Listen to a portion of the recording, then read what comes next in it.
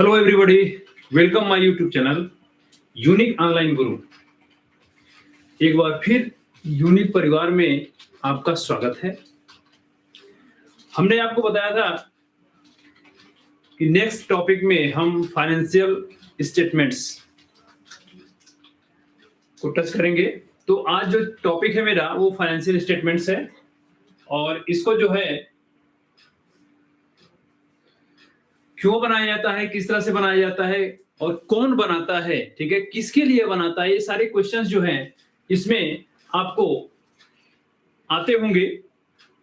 Financial statements है क्या और इससे क्या फाइंड किया जाता है, और इससे आगे जो इंटरप्रिटेशन और जो कंक्लूजन निकलता है वो क्या होना चाहिए, किस तरीके से हम ये सारी चीजें प्रिपेयर करेंगे आज के इस लाइव सेशन में मैं आपको बताऊंगा। ओके, तो स्टार्ट करते हैं। फाइनेंशियल स्टेटमेंट्स, हालांकि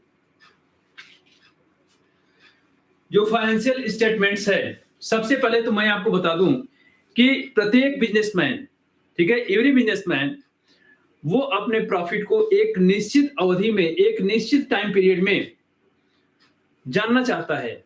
ओके, इसलिए वो फाइनेंशियल स्टेटमेंट बनाता है। अब फाइनेंशियल स्टेटमेंट्स क्यों? जर्नल एंट्री से हम ट्रांजैक्शन को क्लियर करते हैं, और लेजर से अमुक व्यक्ति का जो अकाउंट्स होता है, ठीक है, उसको हम समझते हैं कि कितना लेना है, कितना देना है, ठीक है। ट्रायल बैलेंस में प्रॉपर हम एक स्टेटमेंट्स निकालते हैं।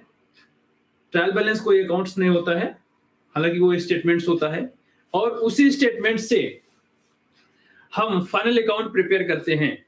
ओके, तो फाइनल अकाउंट को क्लियर करने के लिए सबसे पहले हमको इनके जो सोर्सेज हैं उस पे जाना पड़ेगा। तो सोर्स कौन सा है? सोर्स आपका है trial balance. Okay, trial balance, तो ट्रायल बैलेंस से जितने भी हमको इंफॉर्मेशन मिलती है उसको हम फाइनल अकाउंट में प्रिपेयर करते हैं, इंप्लीमेंट करते हैं। अब यहां पे फाइनेंशियल स्टेटमेंट्स की मीनिंग्स थोड़ा सा समझ ली जाए, इसको आप देख लीजिए। फाइनेंशियल स्टेटमेंट्स मीनिंग्स ऐसे स्टेटमेंट से है जो अकाउंटिंग पीरियड के अंत में बिजनेस की प्रॉफिट और फाइनेंशियल स्टेटस को वो शो करते हैं, दिखाते हैं। ओके, फाइनेंशियल स्टेटमेंट्स वर्ड में कम से कम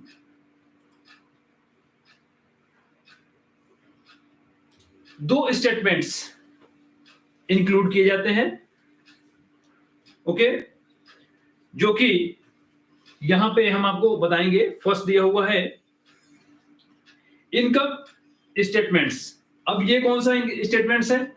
इनकम स्टेटमेंट्स वह स्टेटमेंट्स है जिससे कि हम इनकम को फाइंड करते हैं। इट मींस ट्रेडिंग और पीएल।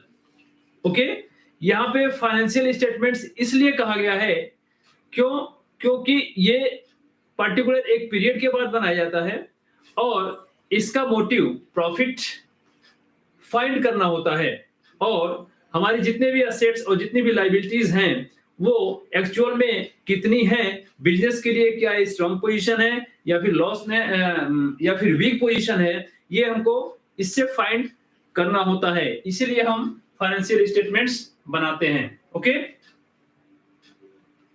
आगे फिर देखते हैं।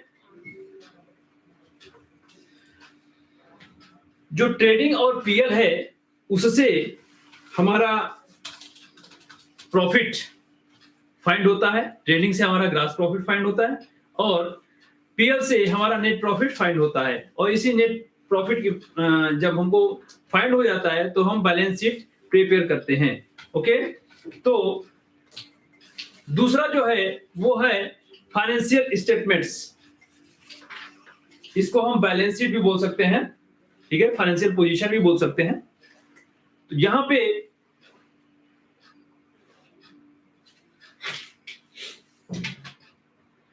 जो बैलेंस शीट है उससे हमारी जो फाइनेंशियल पोजीशन है वो क्लियर होती है।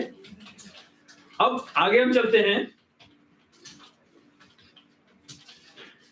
जो फाइनेंशियल स्टेटमेंट्स है उसको प्रिपेयर करने का क्या उद्देश्य है, किस तरीके से हम इसको फाइंड करते हैं, इसका उद्देश्य क्या है, क्यों किया जाता है, इसको आप देखिए। पहला दिया हुआ है बिजनेस ऑर्गेनाइजेशन में जो व्यवसायिक या फिर जो बिजनेस रिलेटेड जो भी एक्टिविटीज होती हैं, ठीक है, वो सही सही हम यहाँ पे शो करते हैं।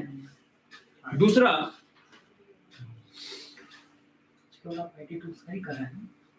ऑर्गेनाइजेशन में जो फाइनेंशियल पोजीशन है, जैसे क्या है, असेट है और लायबिलिटी है, ओके, उनका सही सही हम प्रेजेंटेशन करते हैं। ओके, क्या है कि दूसरे साल में उसकी वैल्यू कुछ और थी, इस साल में कुछ कम हुई, ठीक है, आगे कुछ और कम होगी, तो जिस साल का हम प्रिपरेशन करते हैं उसमें हम उसको शो करते जाते हैं। क्लियर? अब हम देखते हैं कि फाइनेंशियल स्टेटमेंट्स का यूजर कौन है। हम और लोगों को ध्यान में रखते हुए फाइनेंशियल स्टेटमेंट्स बनाते हैं, या दूसरे वर्ड्स में हम बोल सकते हैं कि जो फाइनेंशियल स्टेटमेंट्स है वो उसको कौन कौन से लोग इंटरेस्टिंग के द्वारा देखते हैं, ठीक है, उसमें कौन कौन से लोग इंटरेस्ट जगाते हैं, इसको आप देखिए। तो सबसे पहले ऑर्गेनाइजेशन का जो होता है वो मैनेजमेंट होता है। ओके, मैनेजमेंट वो फाइनेंशियल स्टेटमेंट्स को कि जितनी भी डिफरेंट एक्टिविटीज होती है तथा और डिफरेंट ऑर्गेनाइजेशन डिफरेंट डिपार्टमेंट्स को जो प्रॉफिट उनको मिलना होता है उसका डिटर्मिनेशन, उसका जो निर्धारण होता है वो यहीं से होता है। इसके आधार पर मैनेजर बिजनेस की जो इंप्रूविंग पोजीशन है उसकी वो जांच कर लेते हैं, ठीक है, और जो नॉन प्रॉफिट एक्टिविटीज होती है उस पे वो कंट्रोल करने के लिए, ठीक है, तैयार होते हैं। सेकेंड आप देखिए इन्वेस्टर जो फाइनेंशियल स्टेटमेंट्स होता है उसको तमाम सारे इन्वेस्टर्स देखकर ही आपके फर्म में या फिर आपके ऑर्गेनाइजेशन में कैपिटल इन्वेस्ट करते हैं, ठीक है। तो उनके लिए ये फाइनेंशियल स्टेटमेंट्स देखना बहुत जरूरी होता है। ओके,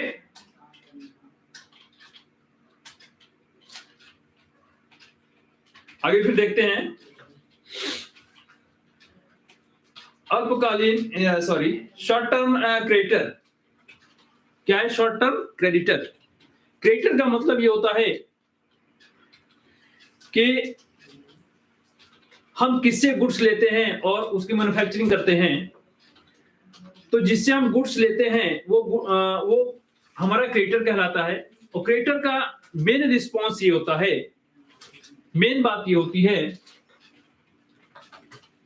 कि creditor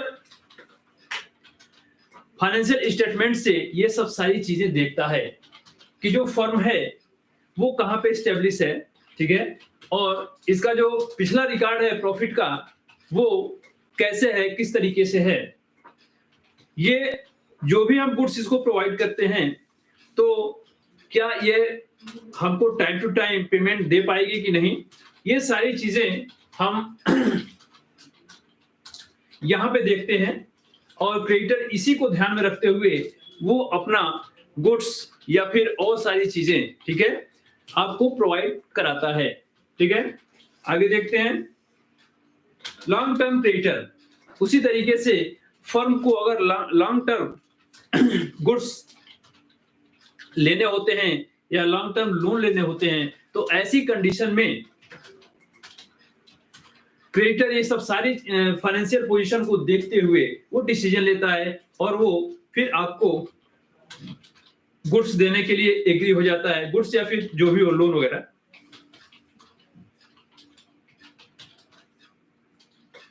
employees and trade union, employees and trade union,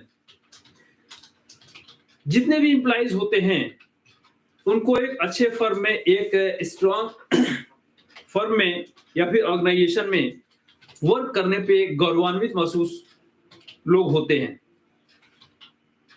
तो ऐसी कंडीशन में वो सबकी फाइनेंशियल पोजीशन को ही या फाइनेंशियल स्टेटमेंट्स को ही देखते हुए उसमें नौकरी के लिए या फिर ऐसे एम्प्लॉय के तौर पे वो वहां पे वर्क करना पसंद करते हैं।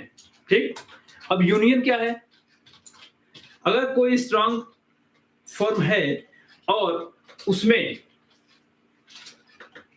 कोई यूनियन है और यूनियन के द्वारा वर्कर्स को बहुत सारे बेनिफिट्स वगैरह दिलाए जाते हैं, तो ऐसी कंडीशन में अगर वो फर्म स्ट्रांग होगी तभी वो यूनियन की बात मानेगी और ऐसे फर्म को यूनियन भी पसंद करते हैं।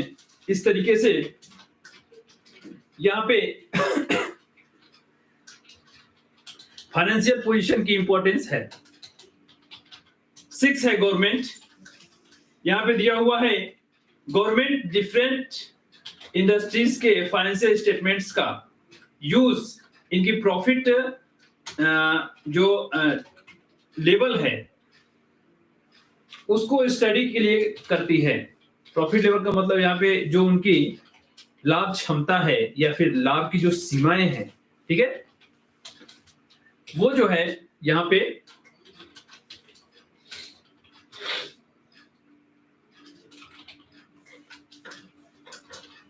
देखते हैं और उसी के अकॉर्डिंग इनको कितनी छूट दी जाती है, ये सब सारी चीजें गवर्नमेंट ध्यान में रखती है। ठीक है, 7th है टैक्सेशन अथॉरिटी। आपकी प्रॉफिट कितनी है और ये सब सारी चीजें फाइनेंशियल स्टेटमेंट से ही क्लियर होती हैं, जिससे कि गवर्नमेंट को टैक्स चार्ज करने में कोई प्रॉब्लम क्रिएट ना हो। ठीक है, नेक्स्ट जो है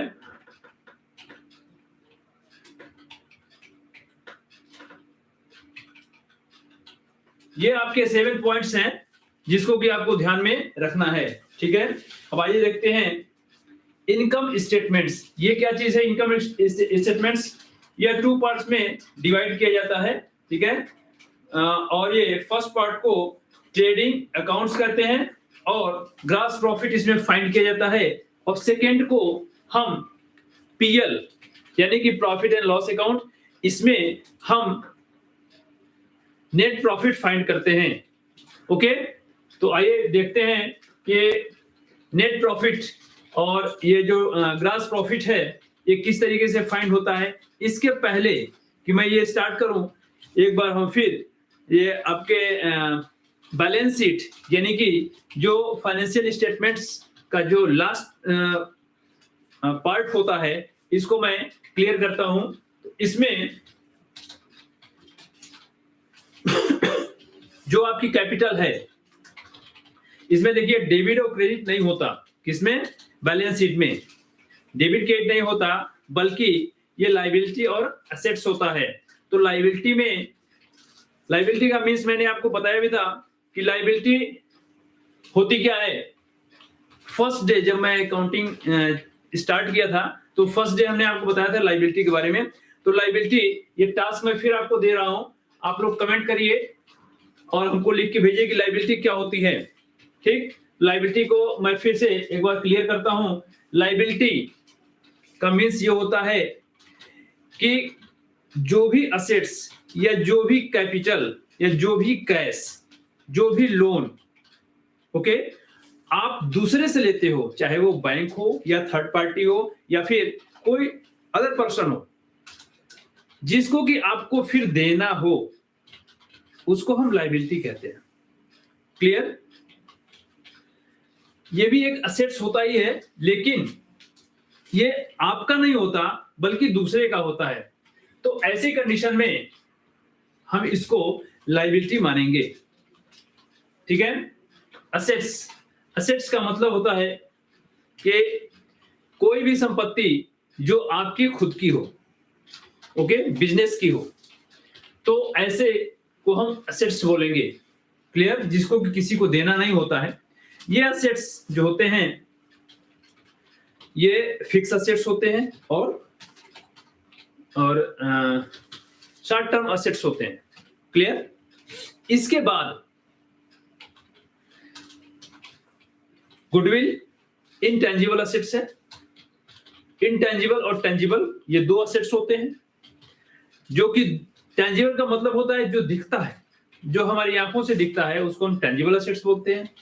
और जो आंखों से नहीं दिखता है, ओके, उसको हम इनटेंजिबल असेट्स बोलेंगे। क्लियर? ये दोनों टाइप के जो असेट्स हैं, इसको हम बैलेंस शीट के असेट साइड में शो करते हैं। क्लियर? जो फाइनेंशियल स्टेटमेंट्स का जो भी है उसको हम असेट साइड में शो करेंगे। क्लियर? अब हम स्टार्ट करते हैं ट्रेडिंग अकाउंट। ओके,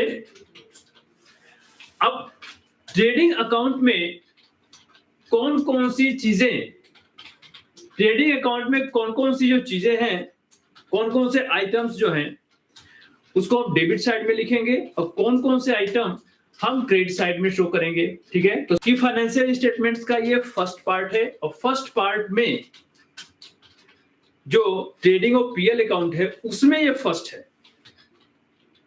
ओके, तो ट्रेडिंग कौन कौन से आइटम को हम शो करेंगे ऐसे ओरली में बता देता हूं, उसके बाद से एक एक आइटम को मैं क्लियर करता चलूंगा। ओके, तो सबसे पहले मैं आपको बता दूं कि ट्रेडिंग अकाउंट में उन सभी रॉ मटेरियल्स को और उन रॉ मटेरियल पे लगने वाले डायरेक्ट एक्सपेंसेस को डेबिट साइड में शो करते हैं। ओके, अब यहां पे रॉ मटेरियल क्या है, कुछ तो रॉ मटेरियल आपके पास होगा, कुछ रॉ मटेरियल आप परचेस करेंगे। क्लियर? तो एक एग्जांपल के द्वारा हम इसको समझ सकते हैं। अब उसको एग्जांपल के द्वारा आप समझिए कि है क्या चीज। आपने ईंट भट्ठा देखा होगा। ईंट भट्ठा में सबसे पहले क्या होता है कि वर्कर रॉ मटेरियल यानी कि जो ईंट पकती है उसका रॉ मटेरियल यानी कि मिट्टी, उस मिट्टी को रॉ मटेरियल की जो है मिट्टी, उस मिट्टी को डाइल्यूट करता है और डाइल्यूट करने के बाद उसको एक निश्चित शेप बनाता है। ओके, और शेप बनाने के बाद उसको सुखाता है, सुखाने के बाद से फिर उसको ईंट भट्ठे में ले जाके डालता है और उस पे आपकी आग वगैरह लगाई जाती है। तो ये सब सारी पोजीशन, ये सारी सिचुएशन, ये सारे एक्सपेंसेस जितने हैं हम ट्रेडिंग के डेबिट साइड में शो करेंगे। जैसे क्या है, अब ओपनिंग स्टॉक, परचेज पे लगने वाला जितने भी एक्सपेंसेस हैं वो डायरेक्ट एक्सपेंसेस कहलाते हैं। तो वो डायरेक्ट एक्सपेंसेस हम यहां पे शो करेंगे। ओके, अगर रॉ मटेरियल हम बाहर से मंगवा रहे हैं यानी कि दूसरे देश से, तो उसके लिए एक्साइज ड्यूटी, ओके, ऑक्ट्राय, ठीक, ये, और अगर फैक्ट्री में वो मैन्युफैक्चरिंग हो रहा है तो फैक्ट्री से रिलेटेड जितने भी एक्सपेंस हैं मैन्युफैक्चरिंग होने तक हम ट्रेडिंग के डेबिट साइड में उसको शो करेंगे। क्लियर? क्रेडिट साइड अब चलते हैं। जो गुड्स तैयार हो जाता है और हम उसको सेल करने के लिए रखते हैं या फिर सेल कर देते हैं, उसको हम क्रेडिट साइड में बाय सेल करके शो करते हैं। और जो क्लोजिंग स्टॉक है, जो लास्ट में हमारे साल के अंत में जो हमारे पास गुड्स बच जाता है, फिनिश गुड, उसको हम क्लोजिंग स्टॉक के रूप में रखते हैं और वो हम क्रेडिट साइड में, यानी कि ट्रेडिंग अकाउंट के क्रेडिट साइड में शो करेंगे। क्लियर है? और क्रेडिट साइड का अमाउंट ज्यादा होता है, डेबिट साइड का अमाउंट कम होता है, तो ऐसी कंडीशन में हमको प्रॉफिट होगा। अगर डेबिट साइड का अमाउंट ज्यादा है, क्रेडिट साइड का अमाउंट कम है, तो क्रेडिट साइड में जितना कम होगा वो मेरे लिए ग्रॉस लॉस होगा। क्लियर है? ये तो हो गई ओरल। अब हम आपको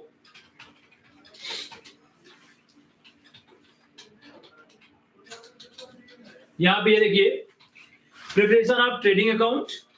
ओके, ट्रेडिंग अकाउंट में आप इसको देख सकते हैं, यह एक नॉमिनल अकाउंट होता है। भाई नॉमिनल अकाउंट क्यों होता है? मैंने स्टार्टिंग में आपको बताया था कि नॉमिनल अकाउंट को हम कैसे पहचानेंगे। नॉमिनल अकाउंट वास्तव में होता क्या है? नॉमिनल अकाउंट का मतलब यह हुआ कि जो कोई अकाउंट प्रॉफिट और लॉस को शो करता है, ठीक है, उसको हम नॉमिनल अकाउंट कहेंगे। ठीक है, जैसे कि हमारा पीएल अकाउंट क्या है? नॉमिनल अकाउंट है। क्यों? क्योंकि इससे हमको प्रॉफिट और लॉस फाइंड किया जाता है। ठीक है, तो आइए देखते हैं इसको। Trading account is a nominal account and all expenses which related to either purchase or manufacturing of good are written on the debit side of the trading account. Clear? Item written on the debit side of the trading account. First दिया हुआ है यहाँ पे opening stock. मैंने आपको trading account के बारे में ओरली बताया था। अब यहाँ पे आप देख लीजिए ओपनिंग स्टॉक में आपके पास जो कुछ भी बचा हुआ होता है, ठीक, उसको हम ओपनिंग स्टॉक कहते हैं। उसी से आप बिजनेस स्टार्ट करते हैं, या कुछ तो आपके पास होगा ही होगा जिससे कि आप बिजनेस अगर स्टार्ट कर रहे हैं तो उसमें कुछ ना कुछ तो गुड्स आपके पास होगा ही होगा। अगर नहीं तो फिर हम दूसरा आइटम ले लेते हैं।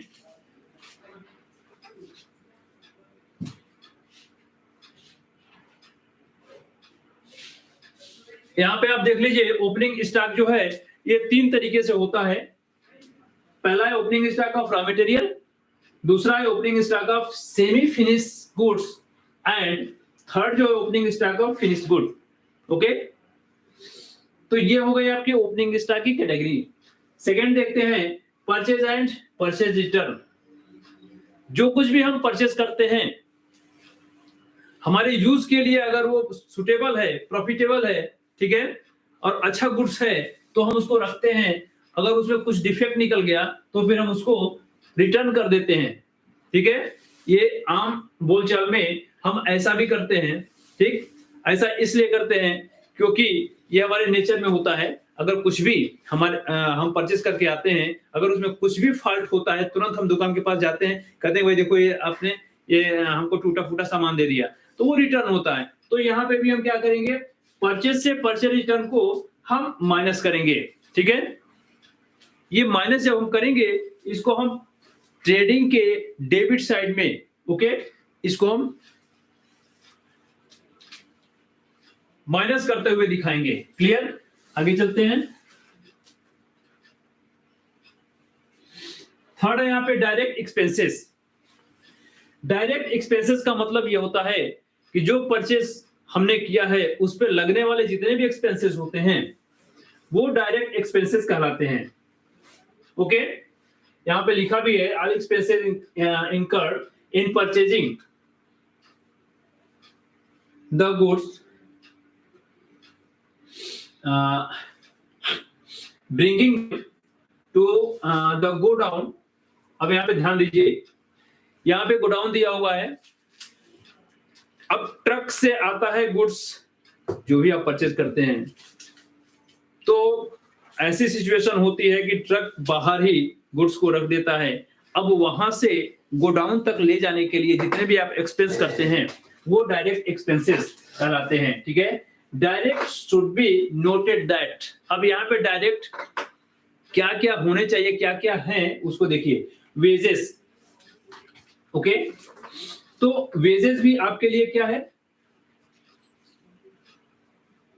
वेजेस भी आपके लिए डायरेक्ट एक्सपेंसेस है। सेकेंड है कैरेज एंड कैरेज इनवर्ड और फ्रेट, ठीक है। ध्यान दीजिए, यहां पे जो कैरेज है, कैरेज का मतलब ले जाना, ठीक है, या फ्रेट। सपोज करिए कि आपका जो फर्म है वो एक इंटीरियर या फिर स्लम एरिया में या फिर कहीं ऐसी जगह पे है जहां पे जो हैवी जो ट्रक्स हैं वगैरह वहां पे नहीं जाती हैं। तो ऐसी कंडीशन में गुड्स को ले जाने के लिए आप खच्चर, ट्राली या फिर अदर छोटे व्हीकल आप यूज करते हो, तो उससे लगने वाला जो कैरेज है वो, ठीक है, क्योंकि ये परचेज पे लग रहा है इसलिए ये कैरेज इनवर्ड कहा गया है, ठीक है। और कहीं कहीं पे ये कैरेज इनवर्ड आपका फ्रेट भी कहा जाता है। क्लियर, आगे देखते हैं। डक चार्जेस, सपोज करिए अभी मैंने आपको बताया कि बाहर से कोई गुड्स यानी कि फॉरेन से कोई गुड्स रॉ मटेरियल आप मंगा रहे हैं, ऐसी कंडीशन में वो समुद्री मार्ग से आता है, तो जो डक होता है, डक मीन्स आपको बता दें कि जो समुद्री जहाज होता है उसके ऊपर का, जहाज के ऊपर का एरिया जहां पे गुड्स वगैरह सब लदा होता है, ठीक है, तो उसको हम डक बोलते हैं। तो जब समुद्र बंदरगाह पे, ठीक है, पोर्ट पे जब वो खड़ा होता है तो वहां पे कई कई दिनों तक गुड्स उस पे पड़े हुए होते हैं, ठीक, और उसको अनलोडिंग करने में ज्यादा टाइम लगता है। तो ऐसी कंडीशन में कंपनियां जो हैं वो डक चार्जेस यूज करती हैं, और ये चार्जेस जो हैं हमारे लिए डायरेक्ट एक्सपेंसेस कहलाता है। ओके, यहाँ पे दिया हुआ इंपोर्ट ड्यूटी, आप जानते ही हैं इंपोर्ट ड्यूटी। अगर हम बाहर से कोई गुड्स रॉ मटेरियल मंगाते हैं मैन्युफैक्चरिंग के लिए, तो इंपोर्ट ड्यूटी या कस्टम ड्यूटी वो हमारे लिए क्या है, डायरेक्ट एक्सपेंसेस है, ठीक है। इसको हम यहाँ पे डेबिट साइड में शो करेंगे। आगे देखते हैं।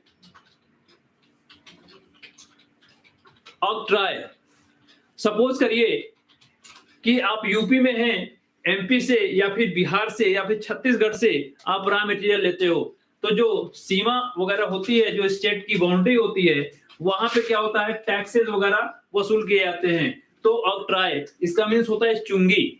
ओके, तो ये ऑक्ट्राय जो होता है वो आपको देना होता है, और ये चूंकि रॉ मटेरियल पे दिया जा रहा है इसलिए यह डेबिट साइड में शो करेंगे। क्लियर। रॉयल्टी, सपोज करिए कि कोई भी ऐसे माइंस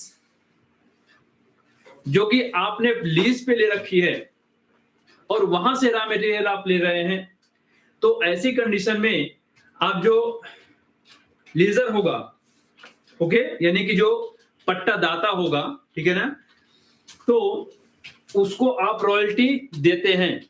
तो उस रॉ मटेरियल निकालने के लिए, उस खान से निकालने के लिए जो कुछ भी आप एक्सपेंस पहले से एडवांस में करते हैं उसको हम रॉयल्टी बोलते हैं, और ये रॉयल्टी जो है आपके लिए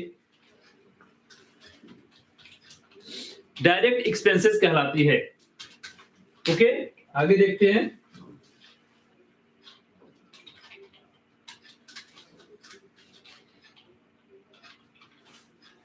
अब आते हैं फिर क्रेडिट साइड में। Item written on the credit side of the trading account. Okay, sale and sales return. अब आप इसको ध्यान दीजिए। सेल यानी कि जो भी आपका फिनिश गुड होता है और आप उसको फाइनली सेल कर देते हो, ठीक है, तो आप सही मान के सेल करते हो कि हमारे जितने भी गुड्स हैं वेल डेवलप हैं और अच्छे तरीके से हैं, तो आप सेल करते हो। क्लियर। सेलिंग प्राइस में हमारा प्रॉफिट छुपा हुआ होता है। एक होता है कॉस्ट प्राइस कॉस्ट प्राइस क्या है पहले मैं आपको क्लियर कर दूं। कॉस्ट प्राइस वह प्राइस है जिसमें हमारी जितनी भी मैन्युफैक्चरिंग कॉस्ट या फिर जितने भी एक्सपेंसेस सब कुछ इंक्लूड होते हैं, उसको हम कॉस्ट प्राइस कहते हैं। और उसी कॉस्ट प्राइस में अगर हम प्रॉफिट का कुछ भाग या कुछ पार्ट या कुछ परसेंटेज उसमें ऐड कर देते हैं तो हमारी हो जाती है सेलिंग प्राइस। क्लियर? तो यहाँ पे जितने भी हमने सेल किए हुए हैं वो सेलिंग प्राइस हम यहाँ पे शो करते हैं क्रेडिट साइड में, ठीक। और हमने जो सेल किए हैं उसमें कुछ भी डिफेक्ट होता है और वो सेलर के जो परचेजर है वो जब हमको रिटर्न करता है, ठीक, तो उसको हम सेल्स रिटर्न बोलते हैं और सेल से हम उसको माइनस करते हैं। क्लियर? और माइनस करते हुए हम दिखाते हैं क्रेडिट साइड में। क्लियर? सेकेंड है क्लोजिंग स्टॉक। क्लोजिंग स्टॉक का मतलब ये होता है कि साल के अंत में जो हमारे पास बच जाता है बिकने से जो बच जाता है उसको हम क्लोजिंग स्टॉक कहेंगे। और यह क्लोजिंग स्टॉक हमारा जो नेक्स्ट ईयर स्टार्ट होता है उसमें फिर ये ओपनिंग स्टॉक हो जाता है। तो ऐसे क्लोजिंग स्टॉक को हम ट्रेडिंग अकाउंट के क्रेडिट साइड में शो करेंगे। ठीक है, एक आइटम और है,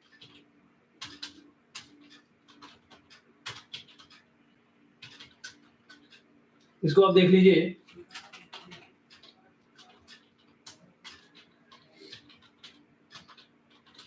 कभी कभी ये होता है, एक चीज और भी मैं आपको बता दूं,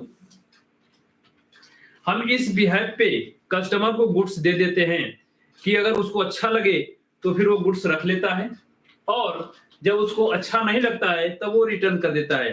तो ऐसे गुड्स को हम क्रेडिट साइड में शो करेंगे। ठीक है, अगर वो बिक जाता है तो सेल में कर देंगे, अगर वो फिर रिटर्न आ जाता है तो हम उसको क्लोजिंग स्टॉक में ऐड कर देते हैं।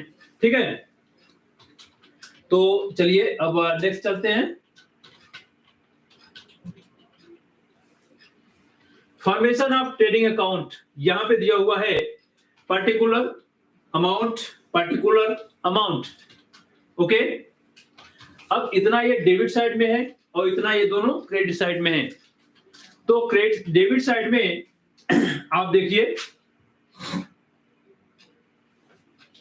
ओपनिंग स्टॉक आपने नीचे देखा हुआ था, फिर to purchase less purchase return, इसको बोलते हैं इनर कॉलम, इसको बोलते हैं आउट कॉलम। ध्यान दीजिएगा, यहां पे इनर कॉलम में अगर दो आइटम माइनस करना है तो यहां पे हम शो करेंगे आप टू परचेज और यहां पे अमाउंट लिखेंगे इनर कॉलम में ही। इसके बाद से फिर परचेज रिटर्न यहां पे लिख के माइनस कर लेंगे, यहां पे लाइनिंग करेंगे। लाइनिंग के बाद ठीक लाइनिंग के ठीक सामने ही यहाँ पे आउट कॉलम में जो हम फाइंड करना चाहते हैं वो यहाँ पे शो कर देंगे। क्लियर? परचेज रिटर्न को रिटर्न आउटवर्ड भी बोला जाता है। अब रिटर्न आउटवर्ड क्यों बोला जाता है इसको मैं आपको क्लियर कर दूं।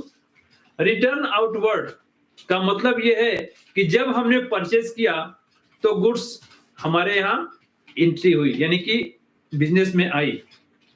अब वो हम रिटर्न कर रहे हैं तो फिर क्या होगा, गुड्स हमारे यहां से जाएगा, तो वो आउटवर्ड हो गया।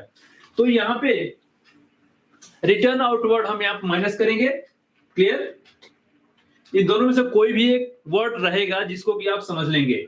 ठीक है, इसके बाद से फिर टू वेजेस एंड सैलरी। अब आप ध्यान दीजिए, टू वेजेस चूंकि ये ट्रेडिंग का आइटम है, कभी कभी क्वेश्चन में ये दे देता है कि वेजेस एंड सैलरी, चूंकि सैलरी पीएल का है क्योंकि ऑफिशियल वर्कर को सैलरी यहाँ पे दी जाती है, और जो वेजेस दिया जाता है वो मजदूरों के लिए दिया जाता है, और वो वेजेस जो होता है वो ट्रेडिंग का आइटम है।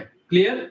तो वो हम यहाँ पे शो करते हैं। फिर यहाँ देखिए टू डायरेक्ट एक्सपेंसेस, क्या? टू डायरेक्ट एक्सपेंसेस, यानी कि जितने भी डायरेक्ट एक्सपेंसेस ऐसे ही लिखे गए तो उसको भी आप डायरेक्ट, हालांकि ये सभी डायरेक्ट एक्सपेंसेस हैं, ठीक है, लेकिन ऐसे में आ जाए टू डायरेक्ट एक्सपेंसेस और ये सब भी आइटम हो तो भी आप इसको इंक्लूड करेंगे। टू कैरेज, मैंने आपको बता दिया, to carriage on purchase, purchase पे जो कैरेज लगता है उसी को हम यहाँ पे शो करेंगे। तो यह या तो टू कैरेज होगा या फिर कैरेज ऑन परचेज होगा। ठीक, इतना क्लियर हो गया। फिर आगे देखते हैं। अब फैक्ट्री में gas, fuel and power, generator होगा तो पावर, ठीक है, और सॉरी इलेक्ट्रिक होगा तो पावर, जनरेटर होगा तो फ्यूल, और गैस से चलने वाला होगा तो फिर गैस। तो ये क्या है, ये हमारा इनडायरेक्ट मैन्युफैक्चरिंग में ये काम आने वाला है, तो इसको हम इनडायरेक्ट डायरेक्ट मानेंगे। क्लियर। इसके बाद देखिए to freight octroi and cartage sorry. तो ऐसे में ये तीनों में से कोई भी एक वर्ड आ सकता है। क्लियर। अब आगे देखते हैं।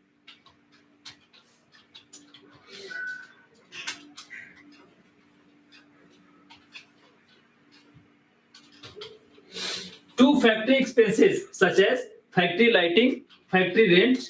ओके, तो ये सब क्या है, हमारा फैक्ट्री से रिलेटेड जहां पे मैन्युफैक्चरिंग हो रहा है। ठीक है, तो उसको हम डायरेक्ट एक्सपेंसेस मानेंगे। टू डक चार्जेस एंड, ध्यान दीजिए, to dock charges and clearing charges. Dock charges मैंने आपको बता ही दिया कि जो समुद्री जहाज होती है, ठीक है, पोर्ट पे जब खड़ी होती है तो उस पे जो चार्जेस लगते हैं वो डक चार्जेस कंपनियां वसूल करती हैं। टू इंपोर्ट ड्यूटी, ये आपका क्लियर हो गया। टू रॉयल्टी, ये भी आपका क्लियर हो गया। ओके, टू ग्रॉस प्रॉफिट, ये मैं आपको बता रहा हूं। फिर आते हैं यहाँ पे क्रेडिट साइड में। ओके, क्रेडिट साइड में इसको आप देखिए, यहां पे लिखा हुआ है बाई सेल लिखा हुआ है, यहां रुपीस। अगर सेल्स रिटर्न है तो फिर हम सेल्स यहां पे सेल्स रिटर्न यानी कि लेस सेल्स रिटर्न यहां पे माइनस करेंगे हम। ठीक है, या फिर रिटर्न इनवर्ड अगर आ जाए तो आपको भी यही समझना है कि जो हमने सेल किया था फिर वो रिटर्न आ रहा है, यानी बिजनेस में उसकी एंट्री हो रही है, तो रिटर्न इनवर्ड होगा। ओके, इसके बाद से by closing stock. Okay, by closing stock यानी कि जो एक चीज और बता दूं आपको कि क्लोजिंग स्टॉक आपको ट्रायल बैलेंस में नहीं मिलेगा। ध्यान दीजिएगा, क्लोजिंग स्टॉक ट्रायल बैलेंस में नहीं मिलेगा, यानी कि जो ट्रायल बैलेंस होता है उसके ठीक नीचे नोट में करके दिया गया होता है। अब ऐसा क्यों? ऐसा इसलिए कि क्लोजिंग स्टॉक ट्रायल बैलेंस बनाने के दिन तक पता नहीं होता है। ओके, ऐसा क्यों? क्योंकि जो ट्रायल बैलेंस है ये जर्नल एंट्री, इसका प्रोसेस थोड़ा सा लंबा होता है। पहले जर्नल एंट्री बनेगी, इसके बाद से फिर लेजर बनेगा, लेजर से फिर ट्रायल बैलेंस बनेगा, यानी कि एक लंबी प्रक्रिया है। इस लंबी प्रक्रिया में अगर पहले ही जर्नल में ही अगर हम क्लोजिंग स्टॉक फाइंड कर लें तो फिर ये हम मानते हैं कि हमारे लिए तर्कसंगत नहीं होगा, क्योंकि लास्ट में ही क्लोजिंग स्टॉक यानी कि जो बिजनेस से बच जाता है उसी को हम क्लोजिंग स्टॉक कहते हैं। तो ऐसी कंडीशन में जब हम ट्रायल बैलेंस बना लेते हैं तब क्लोजिंग स्टॉक फाइंड होता है। ठीक है, इसलिए क्लोजिंग स्टॉक को हम ट्रायल बैलेंस के अंदर नहीं रखते। ठीक, और इसका ट्रीटमेंट अगर बाहर रहता है यानी कि नोट में, तो हम दो जगह करते हैं। पहला है कि ट्रेडिंग के क्रेडिट साइड में शो करते हैं बाई क्लोजिंग स्टॉक, और बैलेंस शीट में इसको असेट साइड में शो किया जाता है। क्लियर? तो अब आप ध्यान दीजिए कि क्रेडिट साइड का अमाउंट हमेशा ही लगभग 95% ये चांसेस होते हैं कि क्रेडिट साइड का अमाउंट ज्यादा होगा, डेबिट साइड का अमाउंट कम होगा। ठीक है, तो डेबिट साइड में जितना कम होगा वो हमारा ग्रॉस प्रॉफिट कहलाएगा। ठीक है, टू ग्रॉस प्रॉफिट कहलाएगा। ठीक है, ये हमारा बैलेंसिंग फिगर है। उसी तरीके से अगर डेबिट साइड का अमाउंट ज्यादा है और क्रेडिट साइड का अमाउंट कम है, तो क्रेडिट साइड में जितना कम होगा वो हमारा बाई ग्रॉस लॉस होगा। क्लियर? उतनी हमारी क्या होगी? सकल हानि होगी। क्लियर है? चलिए, आज हमने आपको फॉर्मेट बता दिया, ठीक है। अब इस पे जो भी हम ट्रांजैक्शन करेंगे वो ट्रेडिंग अकाउंट में ग्रास प्रॉफिट या फिर ग्रास लॉस फाइंड होगा। तो आज की जो क्लास थी आपकी यहीं तक रहेगी, ठीक है। नेक्स्ट डे लाइव होंगे हम, और उसके बाद फिर हम सम्स करेंगे और आपको और सारी चीजें जो हैं वो क्लियर करेंगे। तब तक के लिए गुड बाय।